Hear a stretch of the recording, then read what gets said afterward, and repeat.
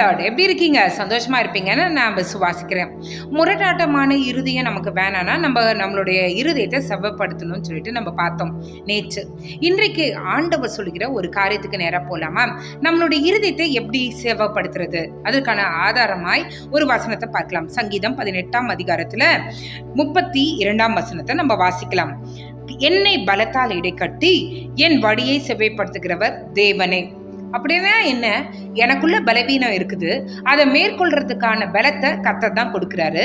ரெண்டாவது, என் வழியை செவ்வைப்படுத்துகிறவர் கர்த்தர் தான். என்னால தனியாய் என் வழியை செவ்வைப்படுத்த முடியாது.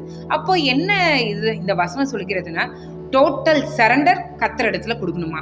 உன் சுய புத்தியினால சுய பலத்தினால முடியாது. ஏன்னா நம்ம எல்லாமே பலவீன பாண்டங்கள் தான். நமக்கு பலன் வேணும், நம்ம இதை ஓவர் கம் பண்றதுக்கான பலன் வேணும்னா கர்த்தர் இடத்துல கேட்கணும். ரெண்டாவது, நம்ம பாதை சேவை ஆகணும்னா கர்த்தரால மட்டும்தான் முடியும். அப்போ நம்ம செய்ய வேண்டியது, நீங்க இதற்காக எந்த முயற்சியும் எடுக்காதீங்க, கர்த்தர் இடத்துல ஒப்பு கொடுங்க. கர்த்தர் காரியங்களை வாய்க்க பண்ணுவார். என்னங்க, எவ்வளவு ஈஸியான ஃபார்முலாவை கர்த்தர் கொடுத்திருக்கிறார். நமக்கு பலவீனம் உண்டு, பலவீனம் வரும் என்பதை கர்த்தர் தெரிந்து கொண்டுதான் நம்மளை பலத்தால் நிரப்புகிறவர் அவர். பலத்தால் இடைக்கட்டி நம்மளுடைய வழியை செவ்வைப்படுத்துகிறவர். நம்மளால தனியா செவ்வையான வழியில போக முடியாது. நம்மளுடைய வழியை, ஒழுங்கில்லாத வழியை செவ்வைப்படுத்துகிறவரும் கர்த்தர் தான் என்று கர்த்தர் சொல்லிட்டார். அப்ப ஏங்க வெயிட் பண்றீங்க?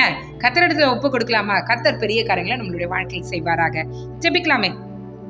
எங்களை நேசிக்கிற நல்ல பரமபிதாவே, அப்பா, எங்க வழியை உங்களிடத்துல ஒப்பு கொடுத்துட்டோம். அப்பா, எங்களுக்குள்ள அநேக பலவீனங்கள், எங்களையும் அறியாம நிறைய பலவீனங்களுக்கு நாங்க ஆண்டவரே சாப்பாடு போட்டு தங்க வச்சிட்டு இருக்கோம் எங்க இருதயத்துல. தயவாய் மன்னிச்சிருங்க. அந்த பலவீனங்கள் எங்களை மேற்கொள்ளாதபடிக்கு அந்த பலவீனங்களை என் கர்த்தர் மாற்றி உங்களுடைய பலத்தினாலே எங்களை இடைக்கட்ட வேண்டுமா நாங்கள் ஜெபிக்கிறோம். எங்களுடைய ஆவி ஆத்மா சரீரத்தை பலிபீடத்துல கொடுத்துடுறோம். நீங்க எங்களை பலத்தினால இடைக்கட்டி கொள்ளுங்க. அது மட்டுமல்ல, பலத்தினால் இடைக்கட்டி கொள்றது மட்டும் இல்ல ஆண்டவரே, எங்களுடைய வழியை ஆண்டவரே நீங்க செவ்வைப்படுத்துங்க ஆண்டவரே. எங்க வழியை உங்க பலிபீடத்துல கொடுத்துடுறோம் ஆண்டவரே. நாங்க நினைக்கிறது ஒன்று ஆண்டவரே, ஆனால் நீர் எங்களுக்கு தீமையான வழியை அல்ல, செவ்வையான வழியை வைத்திருக்கிறீர்.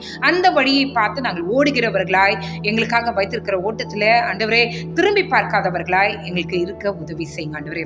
அப்பா, எங்களுடைய சிந்தைகளை உங்களுடைய பலிபீடத்துல கொடுத்துரும். நீங்க பரிசுத்தப்படுத்துங்க. நாங்க மட்டும் இல்ல ஆண்டவரே, எங்களுடைய குடும்ப தலைவன், குடும்ப தலைவி ஆண்டவரே, எங்களுடைய பெற்றோர்கள், எங்களுடைய பிள்ளைகள் எல்லாரையும் பலிபீடத்துல கொடுக்கிறோம் ஆண்டவரே. எல்லாரையும் நீங்க பலப்படுத்துங்க, செவ்வையான பாதையில நடத்துங்க ஆண்டவரே. காலை எழுந்து கொள்ளும்போது ஒரு புது பலனோடு எழுந்து கொள்ள எங்களுக்கு உதவி செய்யுங்க ஆண்டவரே. ஒரு பெரியவரை நான் பார்க்கிறேன், உங்க கட்டில நீங்க உட்கார்ந்துட்டு அநேக காரியங்கள் செட்டில் பண்ண முடியாம நான் கஷ்டப்பட்டுட்டு இருக்கேன். எதை செஞ்சா இவங்க கோச்சுப்பாங்களோ, அதை செஞ்சா அதை கோச்சுப்பாங்களோ அப்படின்னு சொல்லிட்டு அநேக காரியங்களை யோசிச்சுட்டு இருக்கீங்க. கர்த்தர் இடத்துல ஒப்பு கொடுங்க. கர்த்தர் உங்களுக்கு வழியை காட்டுவேன் என்று கர்த்தர் உங்களுக்கு வாக்கு கொடுக்கிறார். கர்த்தர் ஞானமாய் காரியங்களை கையாடுகிறதற்கான தைரியத்தை கர்த்தர் உங்களுக்கு கட்டளையிடுவாராக இயேசுவின் நாமத்தினால. அப்பா, நீங்க அப்படியே செய்றீங்களே, அதுக்காக உமக்கு நன்றி. காலை எழுந்து உங்க நாமத்தை மகிமைப்படுத்த உதவி செய்யுங்க. இயேசுவின் மூலம் ஜெபம் கேளும் நல்ல பரமபிதாவே. ஆமென், ஆமென், ஆமென். God bless you.